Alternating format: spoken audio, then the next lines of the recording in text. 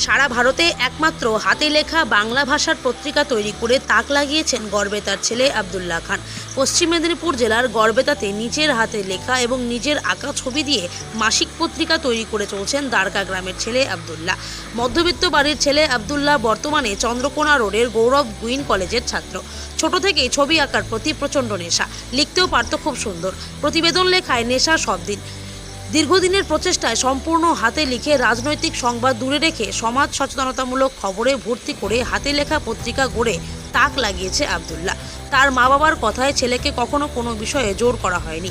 নিজের মতো করে নিজের নেশা, ইচ্ছে, স্বপ্নকে মেলে ধরতে উৎসাহ দেওয়া হয়েছে। ছেলে এখনও তাই করে। আব্দুল্লাহর কথায়, নিম্নবিত্ত বাড়ির ছেলে আমি, আর্থিক চাপ মাথায় নিয়ে প্রবল দৈন্যদশা নিত্য সঙ্গী করে এগিয়ে চলেছি। কখনো চালের দানা, কখনো মুসুরের ওপর ছবি এঁকে তাক লাগিয়েছেন আব্দুল্লাহ। অঙ্কন প্রতিযোগিতায় সবসময় প্রথম হয়েছে আব্দুল্লাহ। ভবিষ্যতে আর্ট কলেজের শিক্ষক হতে চায় ছোট্ট মাটির বাড়িতে থাকা 21 বছরের আব্দুল্লাহ। তার স্বপ্নে উৎসাহ দিচ্ছে তার মা বাবা থেকে গোটা দ্বারকা গ্রাম। সারা পৃথিবীতে মাত্র 3টি পত্রিকা হাতে লেখা বের হয়, একটি ঢাকা থেকে, অপরটি দিল্লি থেকে, এবং 3 নম্বর পত্রিকা এই অধিকার পত্রিকা প্রকাশিত হচ্ছে গড়বেতা 3 নম্বর ব্লকের দ্বারকা গ্রাম থেকে। খুশি এলাকাবাসী।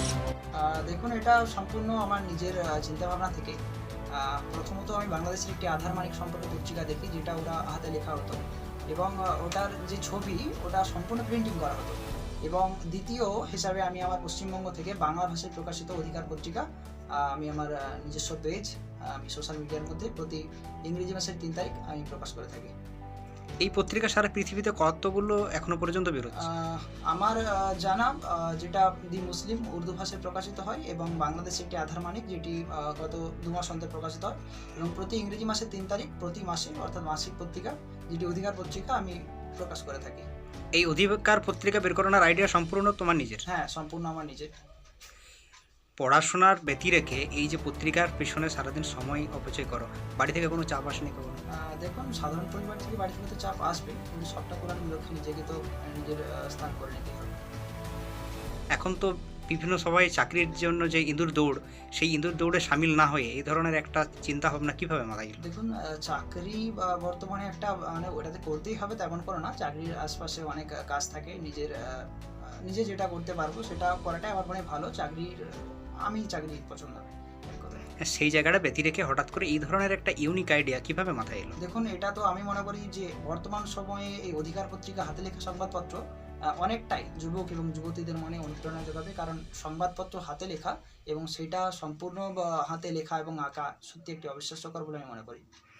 আগামী দিনে তোমার যারা ছোট ছোট ভবিষ্যৎ প্রজন্ম শিল্পী যারা আসছে আগামী দিনে, তাদের প্রতি কী বার্তা থাকবে? আমি বলবো যে তারা যেন তাদের লক্ষ্যে পৌঁছায়। কারণ লক্ষ্য যদি না থাকে, জীবনের শেষ সমাপ্তিতে হয়তো তারা পৌঁছাতে পারবে না। এবং প্রত্যেকের মনে একটা স্বপ্ন থাকা দরকার। সেই স্বপ্নের লক্ষ্যে পৌঁছানোটাই আমি মনে একান্ত প্রয়োজন, আর তাদেরকে সেটা করাই দরকার। আগামী দিনে তাদের উৎসাহ কিভাবে দেবে?